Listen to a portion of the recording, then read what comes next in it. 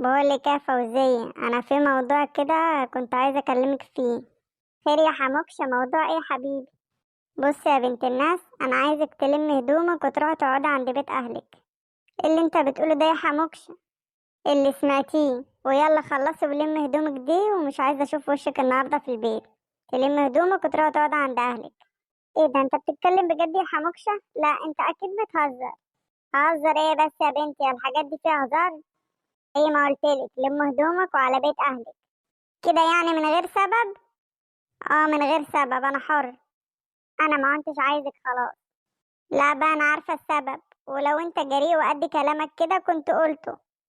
عارفة السبب مش عارفة السبب، مفيش حاجة هتتغير. انا قلتلك ما عادش ليكي مكان هنا، وهتروحي عند بيت اهلك. انا هتروحي عند بيت اهلك. بقى كده يا حموكشة؟ بقى دي اخرة صبري وعشرتي وصبري عليك. بس لا والله ما عديها لك ابدا يا قليل الاصل. عارفة كويس اوي السبب، وعارفة انك عايزني اروح عند بيت اهلي عشان تتجوز وتجيب العروسة الجديدة. فكرني نايمة على وداني. بس والله يا حموكش ما هسيبك تتهنى.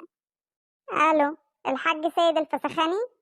لو سمحت يا حاج سيد، عايزاك تبعتلي نص السردين من اللي انا باخده منك على طول. انا هوريك انا هعمل فيك ايه يا حموكش.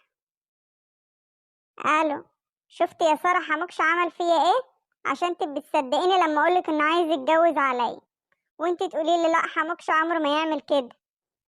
لا يا فوزية، أكيد أنت غلطانة. حموكش عمره ما يعمل كده يا بنتي، يمكن بيهزر معاكي ولا حاجة. بيهزر إيه بس يا سارة؟ ده هو اللي قلب نفسه ولم هدومك وروح عند بيت أهلك ومش عايز أشوف وشك تاني، وساب البيت وخرج وقال لي مش عايز أرجع ألاقيكي فيه. إيه ده بجد؟ اخصى عليكي يا حموكشة. طب وأنت يا فوزية هتعملي إيه دلوقتي؟ هعمل إيه؟ هو أنت مفكرة إن أنا هسيبه يعني؟ ده أنا هعمل فيه حاجة عمره ما كان يتوقعها. هتعملي إيه بس يا فوزية؟ استهدي بالله. انا اتصلت بالحاج سيد الفسخاني وطلبت منه نص كيلو سردين. ها؟ سردين ايه بس يا فوزية؟ هتعملي ايه بالسردين؟ تليكي نفسي تاكلي سردين في الوضع اللي انت فيه دوت؟ اكل ايه بس يا بنت؟ السردين ده عشان الخطة.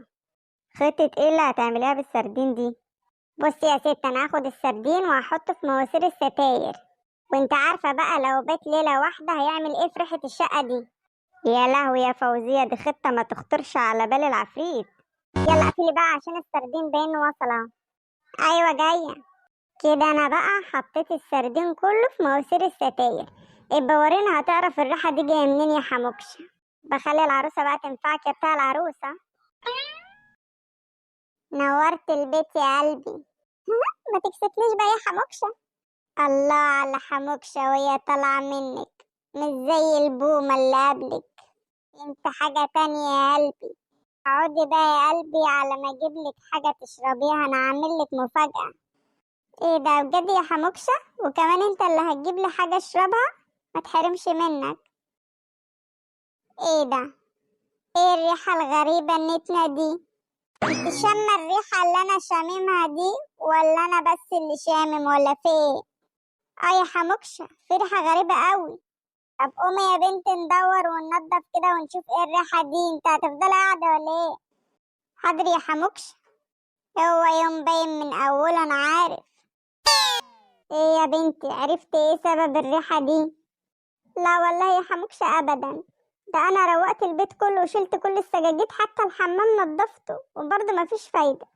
يا بنت الريحة فظيعة وانا مش قادرة استحملها، مش هنعرف نقعد في الشقة كده. وانا اعمل ايه بس يا حموكشة؟ انا ذنبي ايه؟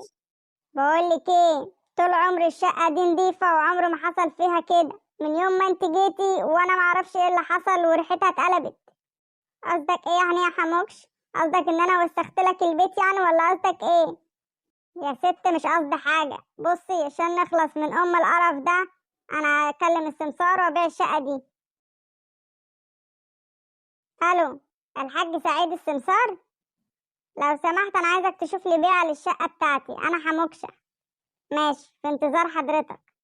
اه حاج سعيد والنبي، انا عايز البيعة تتم النهاردة بأي طريقة وبأي تمن. اتفضلي يا هانم بقى، اقعدي على ما الراجل يجي ويجيب الناس اللي هيشتروا. الو. ايوه يا استاذ حموكشه. اه حاج سعيد، انت ما جيتش ليه؟ انا قاعد مستنيك من ساعتها.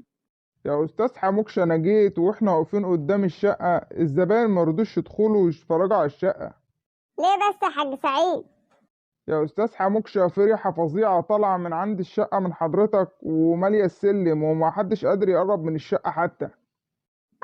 ما انا عارف. طب والنبي يا حاج سعيد اعرضها لي بنص التمن يا عم وانا موافق. انا قاعد مش طايق نفسي اقسم بالله. حاضر يا أستاذ حموكشة. ايه اليوم النحس ده يا جدعان؟ ايوه يا حاج سعيد. أنا لقيت لك بيعة يا أستاذ حموكشة زي ما أنت قلت لي، بس بنص التمن. طب وماله، انا موافق يا عم. تعالى بقى يا أستاذ حموكشة عشان تستلم فلوسك ونخلص. طيارة. قومي بقى يا بنتي، هاتي هدومك اللي انت ملحقتيش تحطها في الدولاب دي، ولم كل حاجة مهمة هنا كده في الشقة يلا عشان نمشي. ماشي يا اخوي. يا عيني عليا وعلى بخت الاسود. ما انت بختك اسود وجاية سوداء عليا انا كمان. منكم لله. واخيرا رجعت بيت حبيبي. الو، ايوه يا سارة. عرفت اللي حصل؟ مش انا رجعت بيتي. ايه ده بجد؟ ده حصل ازاي يا فوزية ده؟ على كده بقى خطة السردين في مواسير الستاير نفعت. اه طبعا ده نفعت ونفعت كمان. اسكتي. مش السمسار كلمني الحاج سعيد وقال لي ان حموكشة عارض الشقة بنص التمن عشان يخلص منها؟ معذور يا فوزية، ما هو ما يعرفش الريحة جاية منين. هتلاقيهم قلبوا الدنيا ومش قادرين يوصلوا. حد يصدق انك حاطة السردين في مواسير الستاير؟ انا بقى كنت عاينة غوشتين على قرشين كده كنت محوشاهم، وقلت للحاج سعيد ادهم له وما تقولوش ان انا اللي هشتري. هو بقى من كتر ما كان مستعجل وعايز يخلص من الشقة بأي طريقة ما خدش باله ان اسم اللي في الورق. راح مضى وخد الفلوس وفرير. برافو عليكي يا فوزية، هو انت كده خدتي حقك تالت ومتلت. بس انت بقى ما تعرفيش هو خد العروسة دي وراح بقى على فين. المشكلة مش في انهم راحوا فين يا سارة، المشكلة في انهم فكوا مواسير الستاير اللي فيها السردين وخدوها معاهم.